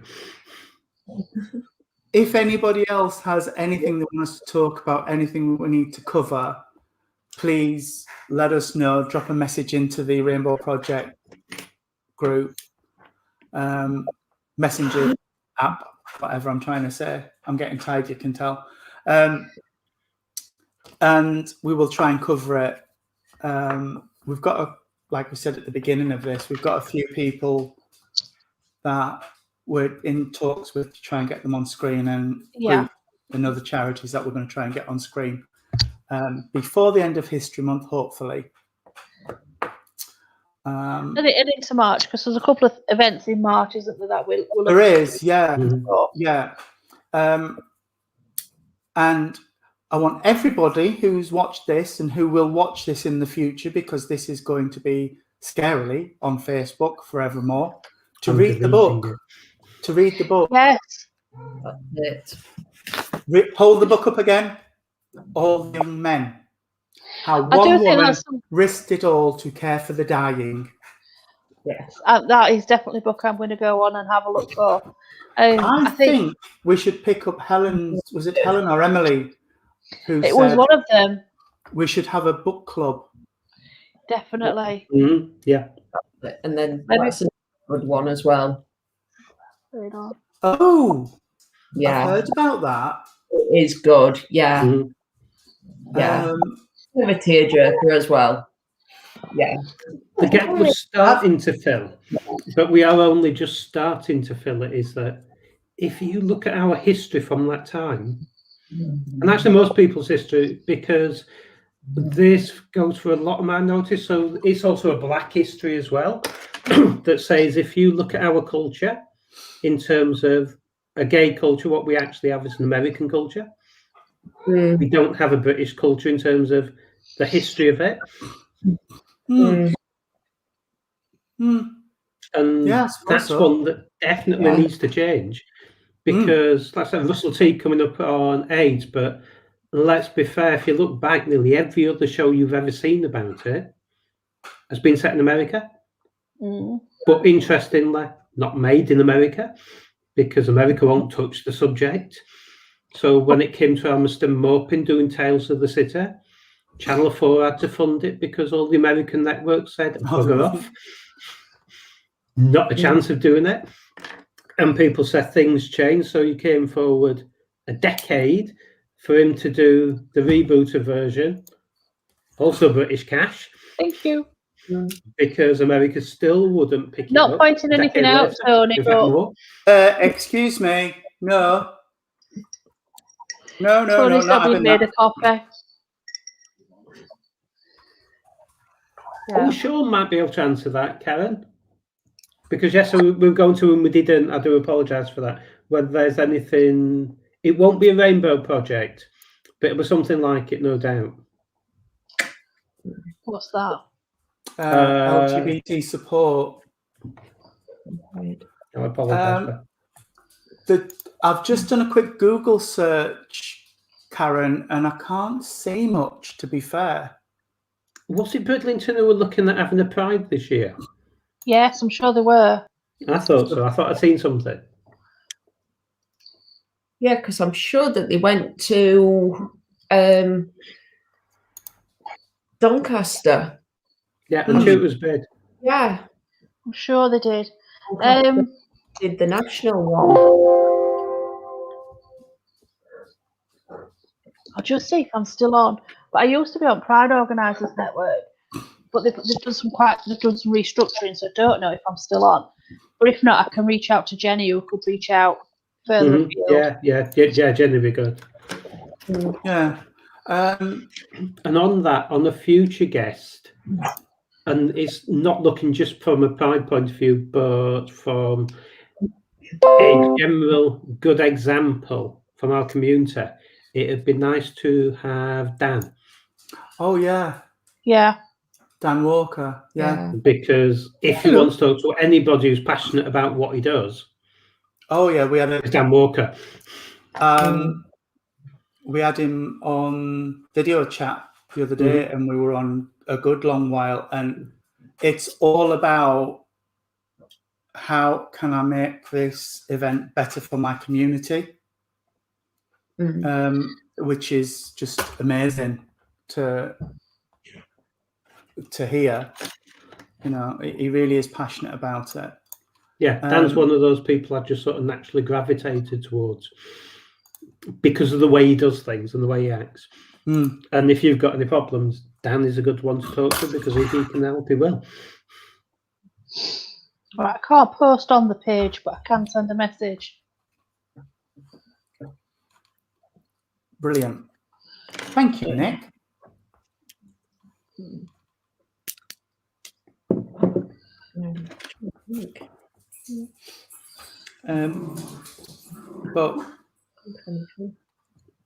So okay, then as we're coming towards the end of this, which we are, so if there is one thing coming out of COVID that you want to take forward that you've learned, what would it be? Oh. For me, I think it would be a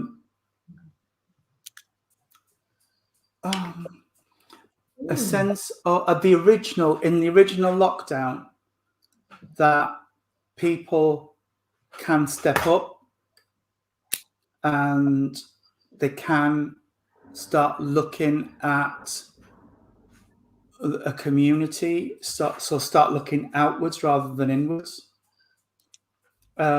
which surprised me, and I'm not going to lie about it. It did surprise me in the first lockdown how much people did look out to the community rather than inwards at themselves. Unfortunately, the novelty seems to have worn off now a little bit, but I still don't think we're back to where we were.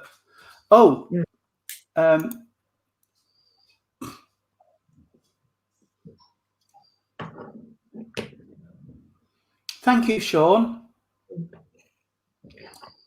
Beverly, which is quite away from Bridlington, really. Quite a distance. It is.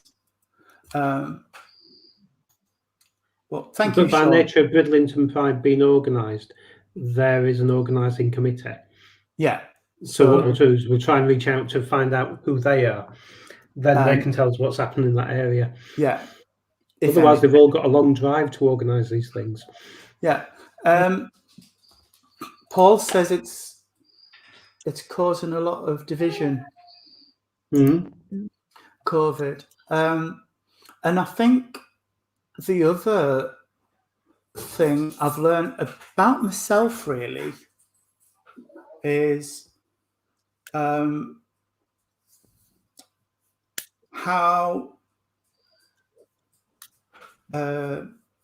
I can like myself a bit more than I thought I could, because that came out of the original lockdown. Like I was saying, it gave me that time to look inwards and think, where is it I want to be? What is it I want to do? And we've started to try and grow the online services and stuff. So yeah, that's me.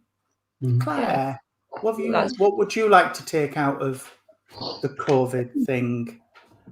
Well, for me, I mean, both as Tony and Michael know, life 3 years ago was, shall we say, hectic, difficult. Yeah. Crazy.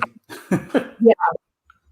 If somebody would have said, you're going to have all 3 children at home for 7 months, and it's actually going to be wonderful, and you're going to enjoy it, and you're going to love being at home, I'd have just never believed them, not at all. And to actually live every day throughout the lockdown with all 3 children getting along, spending time together, actually enjoying being a family all together, that it's a memory what I'll take out of this. So whenever life gets bad, you can always look back and look at a good time and go, that's what we got. Yeah. That would be mine. Yeah. If you told me 3 years ago that you could have all 3 children in the same house at the same time, I would have laughed you in the face. At you in the face. We'd have watched it from about 50 feet. Yeah. Yeah. Yeah. Nick. I think I would take away that, yes, while planning is good, obviously not just COVID's happened to my family in the last year. So it's a case of deal with the unexpected and be a bit more prepared to go with the flow and try not to control too much. Because I can be a little bit, not controlling because that's the wrong word, but I can be a little bit, I like things done and I like to know where I'm going and stuff. And sometimes just sitting back and letting my mind wander a little bit, whereas I've not allowed myself to for lots of different reasons. So actually, I think it's a bit more go with the flow, don't be as controlling, and see what happens. Yeah. Michael? That reminds me of my final university assignment for a subject in management, strategic management. And I'd done this really wonderful essay. It really was good. I've got to say, it was a real good essay on strategy. And then I finished it off with a quote from Mika. Bear in mind, the lecture I was giving it to must have been 80 if it was a day. And I quoted Mika doing Billy Brown. And it was, oh, Billy Brown lived an ordinary life, 2 kids, a dog, and a cautionary wife. And while things were all going accordingly to plan, then Billy Brown fell in love with another man and said, strategies emerge, change with them. Don't get hooked up on a plan. You know, without going into too much of a different side of, you know, things that myself and Tony are interested in. A few years ago, about 4 years ago, I lost my mum, and I hadn't been into the same hospital or on that floor since she died, and I'd got to go for an X-ray. So off I went for this X-ray and and a few other bits and pieces. Come back out, sat in my car, and for years my mum had nagged me to do my PGCE. Come back out, sat in my car, went on my phone in my car and signed myself up for a PGCE. And I can't tell you why I did it. I just did it. And then went into work next day and said, boss, I might need some teaching hours. Because I sat in my car last night and signed up for PGCE. And I haven't looked back. So, and I think, and I think actually some of the best things that have happened are things that I've not planned. Yeah. Well, if we hadn't had lockdown, I would never have considered going back and doing the Masters. And I wouldn't have been looking at it and thinking, that's not where I want to stop. I want to stop when I've done the PhD. And I would have never considered going that far. No, you wouldn't. You wouldn't. So that's my thing about change is good. That's the thing, I suppose. I think everybody will have learned to an extent is roll with it. Yeah. Don't fight against it. Roll with it, because it's something that comes to me all the time when I'm talking to people is if you can't change it, influence it, or have any say on what happens, don't stress about it, because it will happen the way it's meant to happen. If you can control something or have influence on something, fine. Tread the floors till 3 a.m. if you want to. But if you can do what all about it, go with the flow. Yeah. You know? I mean, I chuckle to myself some days. I think she'd probably be sat there looking down on me and thinking, I told you needed to do that. You're doing your job anyway. Why not get paid for it? As Jack Manley's just said. Exactly. You know, you go with it. You know, life's too short. To quote Cher one time when we went to see her, if she always does this monologue bit where she just sits and talks to the crowds, and she's just sat on this stool and she says, she sits and talks to the crowd for longer now. She does, because she's 112. And she says, you know, sometimes she looks back on her life and goes, shit, I shouldn't have done that. You know, but she says, that's it. You know, if this is the only life you've got, go for it. If you want to do something, do it. She says, you can sit on your rocking chair on your porch and go, oh, bloody hell, you know. She says, I was pretty bad in my younger years, but looking back on my life now, I wish I was worse. You know? I just look back and think some of the things, you know, even having my first child was definitely not planned. She was a bit of a shock, to be fair. So was mine. The best thing best thing that happened to me. You know. So was ours. Yeah, they are, and yeah, I would not have it any other way. No, absolutely not.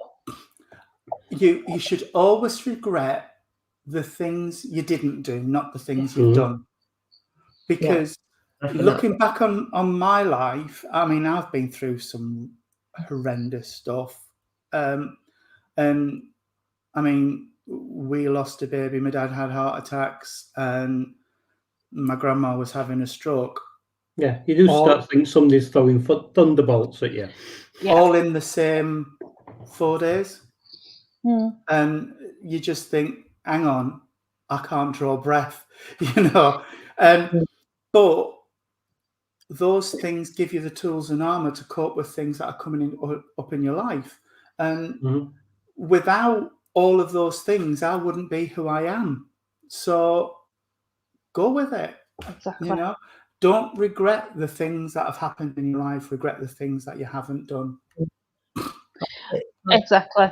Change anything in my past. No, I wouldn't. I mean, who I am today. Yeah. Hello, Joe. Everybody's welcome. But yeah, I think we are at a point where we can start wrapping up. Yeah. I think. But please, everybody, if you need anything, drop a message to one of us and we'll get back to you as soon as we can. I was just going to put that up. Can we? Yeah. You know the book that Claire's reading. Can we somewhere put up what she's reading and as a book recommendation? Yeah. That'd be good. So we've chatted about it and stuff, and there's there's one that you're reading and one that you're going to read, isn't there? Yeah. So put them up. Can you post them on the Rainbow Project page, Claire, please? Yeah, I shall do. Yes, and then I'll share it onto my page as well, because there's a lot of people have watched off my page as well. And if people want, we can all start. I mean, I'm a really, really slow reader, so I do apologise, but I've no problem in buying a book and reading it through, and then we can all have one of these chats about it. Short books. My favourite book. What's everybody's favourite book? Can we just go around? Because I know what mine is. Go on, what's yours? Well, I have a series of books that I like, and my favourite book.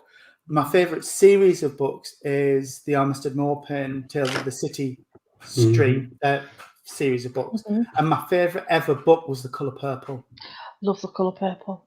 I like the book better than the film. The film was wonderful, and I think Whoopi Goldberg was amazing, but the book is stunning. Book. Absolutely stunning book. My ultimate favourite was Fathers and Sons by Ivan Turgenev, which is a Russian translation. Oh. And I'd got this book to read for uni, and I kept putting it to one side because I did not want to read it. It didn't look interesting, but I knew I'd got an assignment right on it. So I picked it up and read it in overnight, didn't put it down, didn't go to bed, and loved it. And I haven't read it since because I don't want to pick it up and read it again and be disappointed. Yeah. But it just, I don't know, it just struck a chord how much I loved the book that I didn't want to read. Yeah. You know, I'm with Tony on that. I'm with Tony on Armistead Maupin. I think I'm now at that point where you could pick any of the books, just open it somewhere, give me a couple of words, and I could quote you the rest of the paragraph. Yeah, probably. But otherwise, I always go back to Scott Fitzgerald and The Great Gatsby, just because it's probably one of the nicest love stories where you can take total and nutter, whatever you want to call them, and they all get painted as really good people. And you've got somebody who's really just as bad, and he comes out shining in the thing because actually out of a lot of them is the nicest of the characters. But they're all bad. It's a story about bad people doing bad things. And it's a love story. But other than that, and I always forget his name, Douglas Adams. Oh, yeah. Any of the Hitchhiker's Guide to the Galaxy stuff, just because it's so nicely put together and there's such beautiful little stories he's telling. And you can always go into it somewhere. It's a bit like the guide itself. You just open it and think, I can apply that today. I can understand where that's coming from. Yeah. It's a bit like watching Yes Minister. If you watch Yes Minister, watch Yes Prime Minister, you have seen everything that's ever going to be covered in politics. What's your favourite book, Daisy? Oh, she's disappeared to go and get it. All right. Oh, yeah. What the Ladybird heard. Oh, Oh. Newest. No. Oh, yeah. No, that's my old favourite. Yeah. Not my new. That's it. That's been continuous over the years, hasn't it? So, And what's yours, Claire? I sort of get emotional attachment to books. So, I do.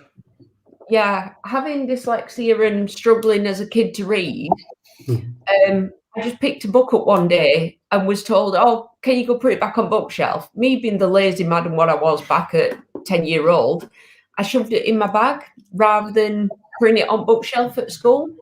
I ended up bringing it home, got sent upstairs to my bed because I'd done something naughty. So I just grabbed this book and started reading it. And in a night, I read it from one cover to the back. Yeah, and it was Babysitter My Little Sister book. Oh, So, right. and I just went downstairs and I went, yeah, there's that one. Yeah, I have the whole I just went, Mom, started reading it to my mom. And my mom was like, oh, okay, you've gone from not reading much at all to reading a 100-page book. Yeah. Yeah. And buy you every one of the books. So why not? There was 100 in the series. So yeah, like that was one which really got me in the beginning. But one of my all-time favourites has got to be Goodnight, Mr. Tom. Yeah. Oh yeah. That one. Oh, Great Expectations. Makes me cry even more. Oh God, yeah. Great Expectations. Yeah, and then Great Expectations. Yeah, and then there's Pivot. Dog in the Night. Oh yeah. Yeah, because of the autism link. Yeah. What about the boys? Do they read much? David's view on fiction is it's make-believe, so what's the point? Oh, right, yeah. Well, that sounds like David. Yeah, that's about right. Yeah. Yeah, when you can have facts, what's the point in reading fiction? You learn from fiction. Yeah. Yeah, definite autism in that one. Well, let's throw him a curveball. All fiction is relatively based on fact. It might not be true now, but at some point it's going to be true. And the other one is, it was probably true to the person who wrote it. Yeah.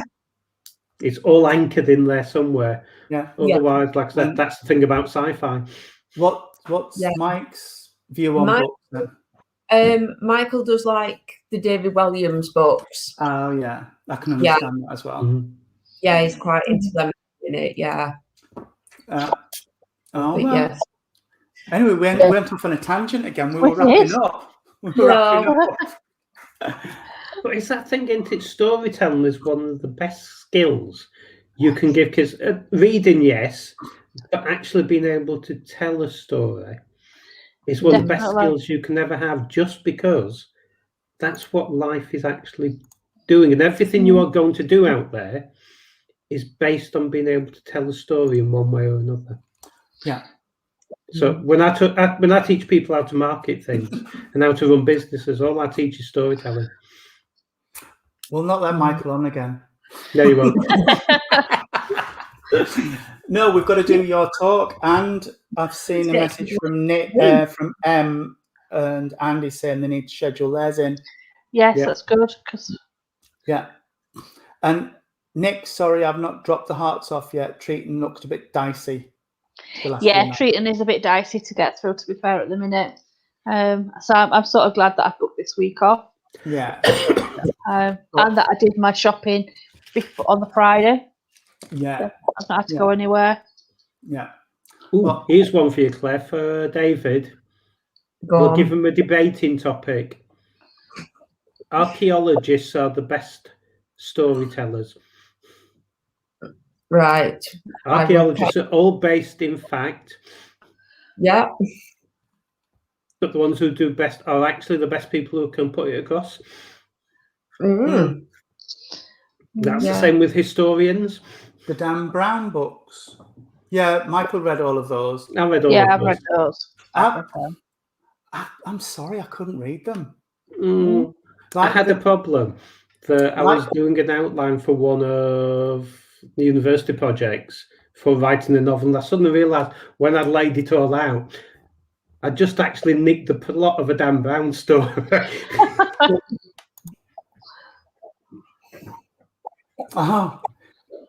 With reference to your comment, Michael, Terry Nation wrote fiction about a pandemic that came from China. How ironic. There are no new stories. There are only old ones we retell. Yeah, I would agree. Anyway, I'm going because I'm tired and I need to lie down. But thank you, everybody, for sharing your time. Thank you, Nicola, Claire, Michael. And thank you, everybody, for watching. And thank you to everybody who will watch. Hang on. And Daisy. Thank you. And 2 more you missed. Who will have been on at some point or another. I certainly saw one. Very, very briefly. Very briefly. Yeah, they really knock out. Yeah. No, I've seen their shadows more than I've seen them. Yeah. Thank you, everybody who's taken part in the conversations and things. As always, you've been amazing. And that's it, I think. Watch out on the Rainbow Project page on my page, and there'll be more stuff coming up. So keep an eye on us. Yeah, and this is of things not featuring me. Good night and God bless everybody. I'll see you soon. Bye. Bye.